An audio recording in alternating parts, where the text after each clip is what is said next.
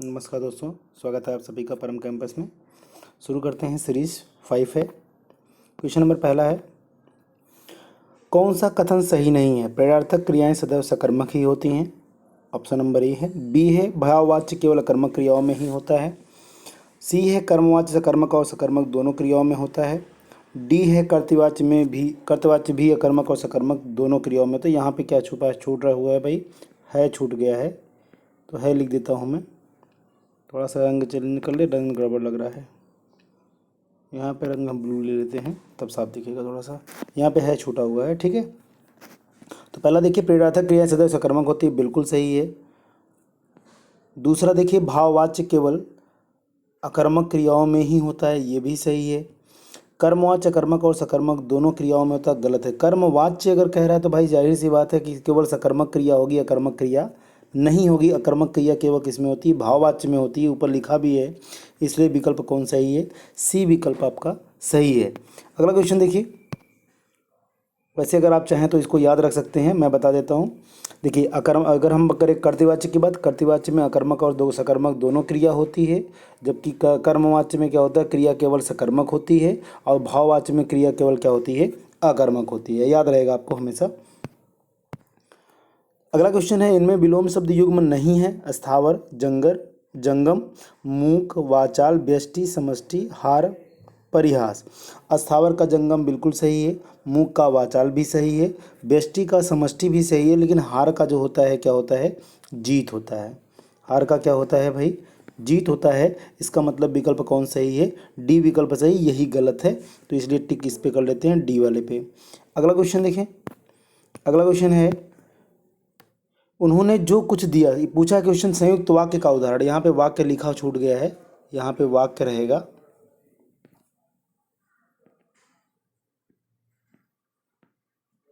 वाक्य छूट गया था। उन्होंने जो कुछ दिया उसी से मुझे परम संतोष है। इसमें तो आपका मिश्र वाक्य है। इसमें क्या है? मिश्र वाक्य है। वह ऐसी बातें कहता है जिनसे सबको बुरा लगता है, ये भी मिश्र वाक्य है। मैं आगे बढ़ गया, देखिए और आ गया। अगर किसी भी वाक्य के बीच में और आए, क्या आ जाए? और आ जाए, तो ये समझ लीजिए उसमें कौन सा वाक्य होगा? संयुक्त वाक्य। और, तथा, एवं, या, अथवा, किंतु, परंतु, लेकिन, पर, इसलिए, इनमें से कोई भी शब्द अगर वो दो वाक्यों के बीच में आता तो समझ लीजिए उसमें कौन सा वाक्य है? संयुक्त वाक्य है। इसका मतलब विकल्प कौन सही है? सी विकल्प आपका सही है। अगला क्वेश्चन देखिए। मैंने लड़के को पुस्तक पढ़ाई, उक्त वाक्य में प्रयुक्त क्रिया का भेद कौन सा है? मैंने लड़के को पुस्तक पढ़ाई, देखिए किसको पढ़ाई भाई? देखिए क्या और किसको, क्या और किसको, दो ऐसे शब्द हैं। अगर इन दोनों का प्रश्न करते हैं, किसको, क्या और किसको का प्रश्न करने पर जो उत्तर मिलता है वो हमेशा क्या होता है? कर्म होता है। क्या हो जाता है? कर्म हो जाता है। तो भैया किसको पढ़ाई? लड़के को पढ़ाई। क्या पढ़ाई? पुस्तक पढ़ाई। इसका मतलब वाक्य में कितने कर्म आ रहे हैं? दो कर्म आ रहे हैं। जब दो कर्म आ रहे हैं तो क्रिया क्या हो जाएगी? द्विकर्मक होगी। इसका मतलब विकल्प कौन सही है? डी विकल्प सही है। अगला क्वेश्चन देखिए। अगला क्वेश्चन है, निम्नलिखित में से सरल साधारण वाक्य है। जहाँ अभी रेगिस्तान है वहाँ किसी समय जंगल था, जहाँ वहाँ आया, इसका मतलब मिश्र वाक्य है। मेरा भाई यहाँ आएगा या मैं ही उसके पास जाऊँगा, इसमें क्या है? या आया, इसका मतलब ये क्या है? संयुक्त वाक्य है। जो जितना मांगता उसको उतना दिया जाता, तो इसका मतलब जो और उसको दिया है, इसका मतलब मिश्र वाक्य है। तो लास्ट का बचा हुआ देखिए, दिन का थका हुआ आदमी रात को खूब सोता है, पूरा का पूरा एक वाक्य है, इसलिए इसको कौन सा वाक्य कहेंगे? सरल या साधारण वाक्य कहेंगे। तो विकल्प कौन सही है? डी विकल्प आपका सही है। अगला क्वेश्चन है, व्याकरण की दृष्टि से गलत कथन है। संज्ञा की विशेषता बताने वाले शब्द विशेषण कहलाते हैं, सही है। संज्ञा के स्थान पर प्रयोग किए जाने वाले शब्द सर्वनाम कहते हैं, ये भी बात सही है। क्रिया के प्रमुख रूप से दो भेद माने गए, सकर्मक और अकर्मक, ये भी सही है। और सर्वनाम और क्रिया की विशेषता बताने वाले शब्द क्रिया विशेषण कहलाते हैं, ये गलत है भाई। क्रिया की विशेषता बताने वाले शब्द को ही क्रिया विशेषण कहते हैं। इसका मतलब विकल्प कौन सही है? डी, क्योंकि सर्वनाम की विशेषता बताने वाला शब्द हमेशा विशेषण होता है, ठीक है, ये ध्यान रखिएगा। तो विकल्प कौन सही है? डी विकल्प सही है। अगला क्वेश्चन देखिए। अगला क्वेश्चन है, व्याकरण की दृष्टि से कौन सा कथन सही नहीं है? सार्थक शब्द समूह को वाक्य कहते हैं, ये भी सही है। वाक्य के दो प्रमुख घटक माने गए हैं, उद्देश्य और विधेय, ये भी सही है। किसी भी वाक्य में कर्ता और कर्म का होना आवश्यक है, ये जरूरी तो नहीं है। कभी कभी क्रिया कर्मक होती है, कभी क्रिया सकर्मक होती है, लेकिन वाक्य तो बनता है ना। इसका मतलब सी विकल्प सही है भाई। देखो वाक्य में कर्ता तो ठीक है, चलो होता है, कभी कभी आज्ञा देने पर नहीं होता है। जरूरी नहीं है कि कर्म ही हो, ये जरूरी नहीं है। कभी कभी क्रिया कर्मक होती है, जैसे मैंने कहा वह बिस्तर पे सोता है, तो ये आप देखिए ना, इसमें कहीं भी कर्म है क्या? बिस्तर पर, ये तो अधिकरण कारक हो गया, तो कर्म है ही नहीं, तो लेकिन वाक्य तो है ना। अगला क्वेश्चन है, यह बात जब मैं छोटा था उस समय की है। इसमें तो भाई सीधी सी बात है, यह बात तो गलत है, क्योंकि यह बात उल्टा बोली गई है।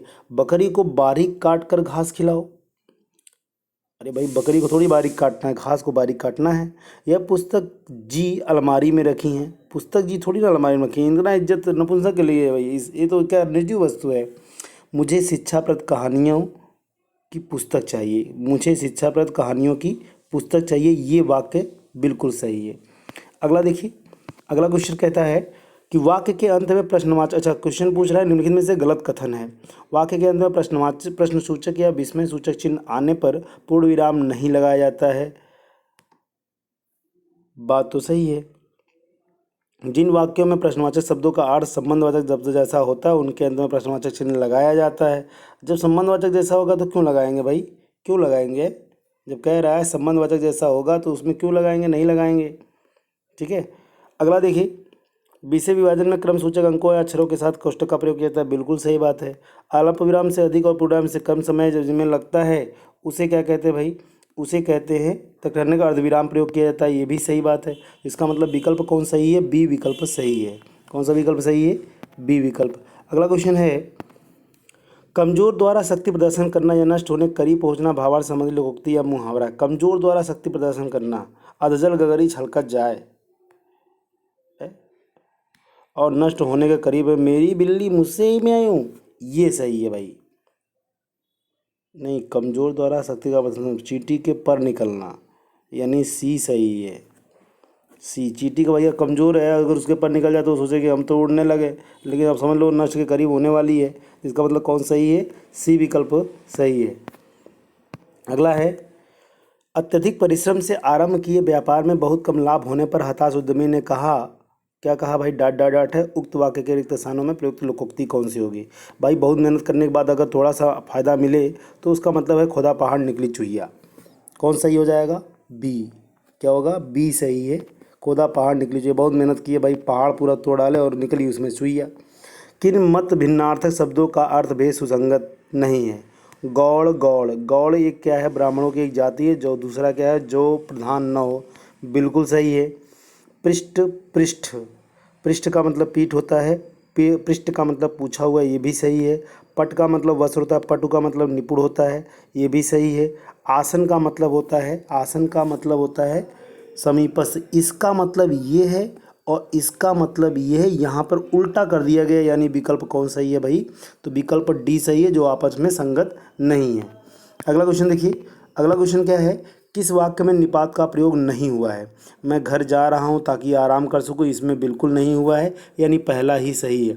इसमें तो भाई सीधी सी बात है, मिश्र वाक्य है, इसमें कहीं हुआ नहीं।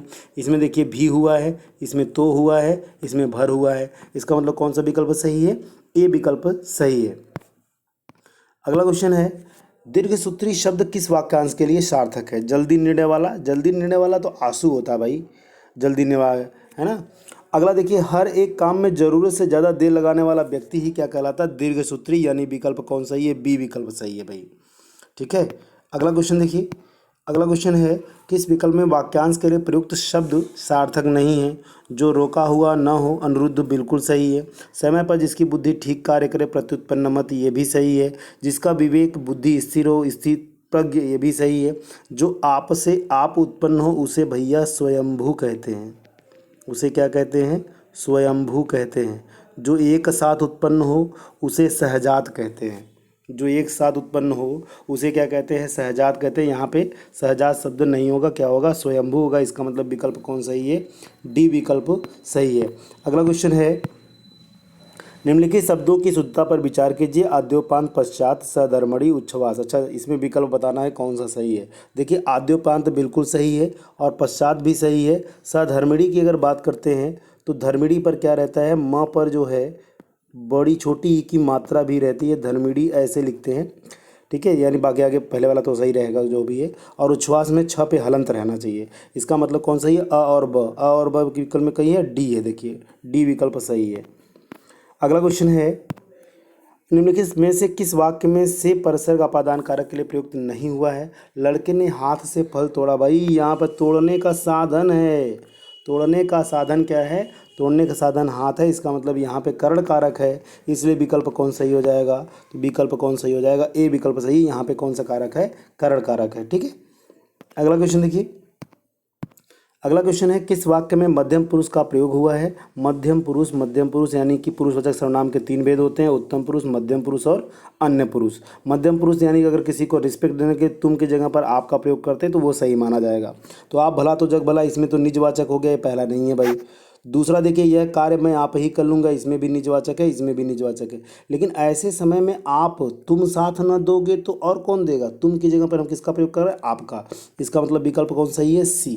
तो ये मध्यम पुरुषवाचक सर्वनाम में आएगा। ठीक, अगला देखिए। अगला क्वेश्चन है, एक वचन में प्रयुक्त होने वाला शब्द है। एक वचन में प्रयुक्त होने वाला शब्द कौन सा है भाई? एक वचन में प्रयुक्त होने वाला शब्द भीड़ है। भीड़ हो गया, जनता हो गया, ये सब एक वचन में आते हैं। दूध हो गया, पानी हो गया, आग हो गई, ये सब एक वचन वाले शब्द हैं। ठीक है, बाकी सब बहुवचन है इसमें। अगला क्वेश्चन है, किस वाक्य में भाववाच्य का प्रयोग हुआ है? तो भाववाच्य का प्रयोग भाई जिसमें जाता मतलब कि पुल्लिंग एक वचन में क्रिया होनी चाहिए। तो पुल्लिंग देखिए, यह एक वचन में क्रिया, चला नहीं जाता, इसलिए विकल्प कौन सही है? बी विकल्प सही है। ठीक, अगला क्वेश्चन है, अगर वर्षा हुई तो वह नहीं आएगा, इस वाक्य में कौन सी वृत्ति है? अगर वर्षा हुई यानी कंडीशन दी गई। कंडीशन वाला भाव हमेशा संकेत में होता है भैया। किस में होता है? संकेत में, यानी संकेतार्थ वृत्ति हो गई, क्योंकि अंग्रेजी में कंडीशनल सेंटेंस का मतलब ही होता है संकेतवाचक वाक्य। ठीक है, अगला देखिए। अगला क्या है? छात्र पढ़ रहे हैं, यह वाक्य किस पक्ष से संबंधित है? छात्र पढ़ रहे हैं यानी कोई भी चीज़ लगातार चल रही है, लगातार वाली चीज़ को क्या कहते हैं? सातत्य बोधक पक्ष कहते हैं। क्या कहते हैं? सातत्य बोधक पक्ष कहते हैं। आवृत्ति मूलक पक्ष में क्या होता है? इसको नित्यता बोधक पक्ष में कहते हैं। जैसे जाता है, आता है, पढ़ता था, लिखता था, सुनता था, ताता था, आता है। ठीक है, और इसके बाद बात करें अगर हम लोग पूर्णकालिक यानी जिसमें क्रिया पूरी हो चुकी है, वह जा चुका था, आ चुका था, गया, आया, गया, ये सब आता है। तो रहा है, रही है, रहे वाला किस में आता है? सतत बोधक पक्ष में आता है। ठीक है, इस वीडियो ये जो मैं बताया हूँ इसको एक बार दो बार रिपीट करके सुन लीजिएगा, याद हो जाएगा पूरा। अगला है, विशेषण की उत्तमावस्था का प्रयोग किस वाक्य में किया गया है? उत्तमावस्था का मतलब भैया सर्वश्रेष्ठ बताना, यानी देखिए सर्वश्रेष्ठ वाला कई भाव है, सर्व आया, देखिए सर्वाधिक अंक प्राप्त हुए, उसे सर्वाधिक अंक प्राप्त हुए, यानी ग्रुप में सबसे श्रेष्ठ ज़्यादा अंक उसी को प्राप्त हुआ है। इसका मतलब विकल्प कौन सही है? बी विकल्प सही है। उत्तरावस्था में क्या होता है? दो व्यक्तियों या वस्तुओं के गुणों की तुलना या कंपेयर यानी कंपेयर किया जाता है। जबकि मूलावस्था में क्या होता है? सीधे सीधे किसी एक व्यक्ति को बताया जाता है, जैसे यह बहुत सुंदर चित्र है, बात खत्म। ये हो गया मूलावस्था। मेरा घर उसके घर से छोटा, ये हो गई उत्तरावस्था। मोहन की अपेक्षा सोहन होशियार है, इसमें भी देखिए कंपेयर किया गया, यानी उत्तरावस्था, क्योंकि उत्तरावस्था का दूसरा नाम तुलनावस्था है। तो उत्तमावस्था का मतलब होता है समूह में से किसी एक को सर्वश्रेष्ठ बता दिया जाए। तो इसका मतलब विकल्प कौन सही है?